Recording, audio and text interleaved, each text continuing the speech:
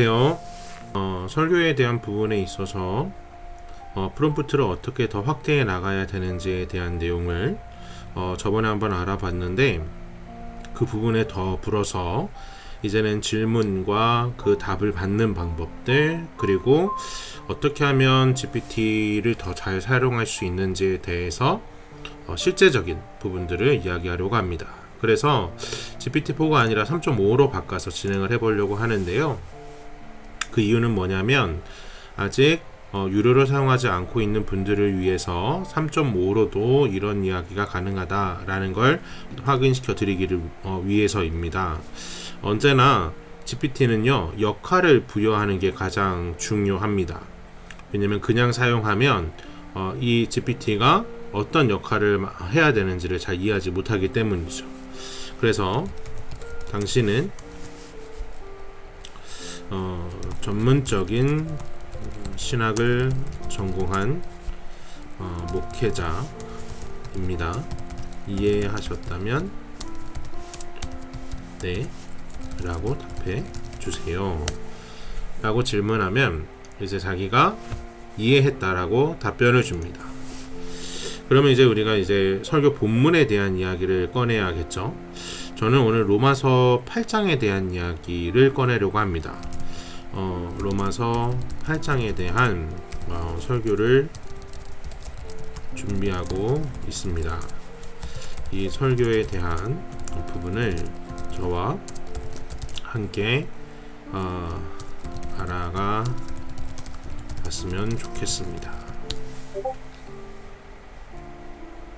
이렇게 질문하면 여기에 대한 내용을 제공해 주게 됩니다. 생각보다 잘 정리해 주죠. 우리가 4.0이 아니라 3.5에서도 좋은 결과물을 얻을 수가 있습니다. 그런데 우리는 이 부분에서 좀 더 면밀한 내용들을 좀 찾아가 봐야 되잖아요. 우리가 실제로 설교를 하려면 로마서 8장에 대한 부분들, 어떤 부분들에 더 집중시켜야 되는지 이런 것들을 더 확인시켜야 될 것 같습니다. 그래서 로마서 8장에서 가장 집중해야 할 부분이 무엇인지 세 가지로 정리해서 정리해 주기를 바랍니다 라고 명령하면 이 부분에 있어서 세 가지로 정리를 해줍니다. 제가 오늘 해야 될 본문은 이 로마서 8장 15에서 17절의 말씀이에요. 그래서 이 부분을 좀 더 확대해서 집중해서 진행하려고 합니다. 그럼 이제부터 이 부분에 대한 자세한 설명이 필요합니다. 설교를 작성함에 있어서 명확한 자료가 필요하기 때문입니다. 그래서 당신에게 여러 가지 역할을 제시합니다. 1번 성경신학자로서의 견해, 2번 조직신학자로서의 견해, 3번 실천신학자로서의 견해, 4번 좀 특정한 학교를 넣어도 괜찮습니다. 왜냐하면 학교들마다 신학적인 기조가 다르기 때문에 미국 코넬 대학교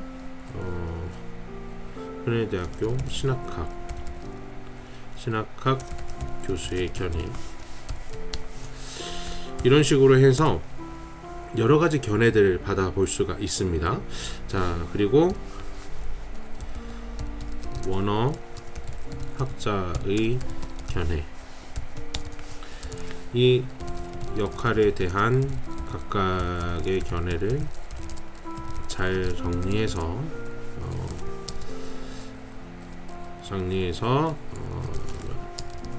말해주세요 라고 하면 이제 각각의 내용들을 정리해 줄 겁니다. 자, 성경신학자의 견해는 성경신학적으로 이 성경의 구절은 믿음을 통해 우리가 하나님의 자녀로서 채택되었음을 강조합니다. 성령을 받은 우리는 하나님의 자녀라고 말함으로써 성령의 역할을 통해 믿는 이들이 하나님의 가족에 속한다는 사실을 밝힙니다. 성령은 우리를 하나님과 더 가깝게 이어주며 이를 통해 우리가 하나님의 자녀가 되고 하나님의 교통하는 권리와 특권을 얻습니다. 라는 형식의 내용들을 자세하게 정리를 해줍니다. 조직신학에 대한 부분, 실천신학에 대한 부분, 미국 코넬 대학교 신학학 교수에 대한 견해, 그리고 원화학자로서의 견해라는 이런 부분들에 대해서도 좀 자세히 정리를 해주고 있죠. 자, 이런 부분들을 좀 참고를 해 나가면서 우리는 이제 이 설교를 더욱더 풍성하게 만들고 싶습니다. 그래서 이런 질문들을 할 수 있을 것 같아요. 이제는 설교 가이드라인을 제시해 주시고 제시해 주실 때 아래의 내용을 첨부해서 제안해 주시기 바랍니다. 1번 본문의 설교를 더 풍성하게 만들 수 있는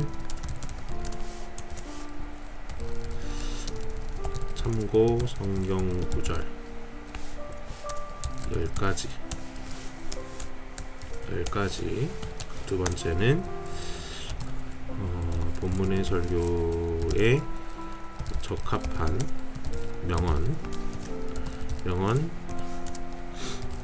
명언을 말한 사람 연도. 이렇게 정리하고 10가지. 다음에 세 번째로 이 본문에 맞게 사용할 수 있는 스토리텔링 3가지. 이 3가지를 첨부해서 내용을 완성해 달라고 할 것입니다. 그러면 이제 10가지에 대한 이야기가 이렇게 등장을 하죠. 그래서 이 본문에 대한 내용들 좀 추가시키면서 이렇게 좀 정리해 나갈 수 있을 것 같습니다. 또 그래서 명언들은 이런 명언들이 있다라고 이야기를 하고 있죠.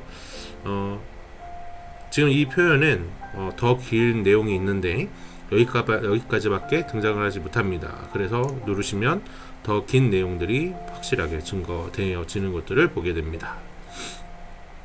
자, 그러면 여기서 지금 우리가 명령했던 것 중에 한 가지는 설교 가이드라인들을 제시해 달라고 그랬는데 이건 안 나왔잖아요. 대신에 참고 성경 구절 10가지가 나왔고, 다음에 명언 10가지가 나왔고, 다음에 스토리텔링 3가지가 나왔습니다. 이 스토리텔링을 그대로 사용할 수는 없고요. 이 부분들에 있어서 이런 내용들을 가지고 이야기를 만들어낼 수 있겠구나 라는 것들을 참고하면서 추가시킬 수 있을 것 같습니다. 자, 그러면 이 부분에 있어서 이의 내용을 전체적으로 요약하고 설교를 위한 가이드라인을 제안해 주세요. 참고로 이런 내용으로 이런 형태로 구성하기를 원합니다. 들어가는 말 1번, 들어가는 말 2번, 본론 2-1 소제목 1 2-2 소제목 2 2-3 소제목 3 4 나가는 말. 자, 이런 형식으로 진행을 할 거예요. 그러면 들어가는 말 이런 가이드라인을 제시할 거고, 본론은 첫 번째로 소제목은 성령을 받는 우리는 하나님의 자녀, 아내의 자녀의 또 성속자, 이런 소제목을 제시해 주면서 진행을 하게 됩니다. 자, 이렇게 정리가 됐으면 이 내용들을 이제 추가시키는 건 사실 목사님들의 몫이죠. 근데 우리가 한 가지 중요한 건 아직 제목이 나오지 않았습니다. 위 가이드라인에 알맞는 제목 10가지를 제안해 주세요 라고 제시하면, 자, 지금 이제 10가지의 제목을 제시받게 되어집니다. 자, 이런 부분들을 가지고 우리는 이제 첫 번째 설교 제목을 선택하고 다음에 이 가이드라인에 대한 부분들 마음에 들지 않으면 이 가이드라인을 얼마든지 변환시킬 수 있습니다. 자, 이런 식으로 해서 설교를 하나씩 만들어 나갈 수 있게 되는 거죠. 3.5 이렇게 다시 말하면 무료 버전으로도 충분히 도움을 받을 수 있다라는 걸 좀 도움이 되었으면 좋겠습니다. 사실상 우리는 이 설교문을 만드는 거, 이 부분에 있어서는요, 설교문을 완성하는 건 목사님들의 몫입니다.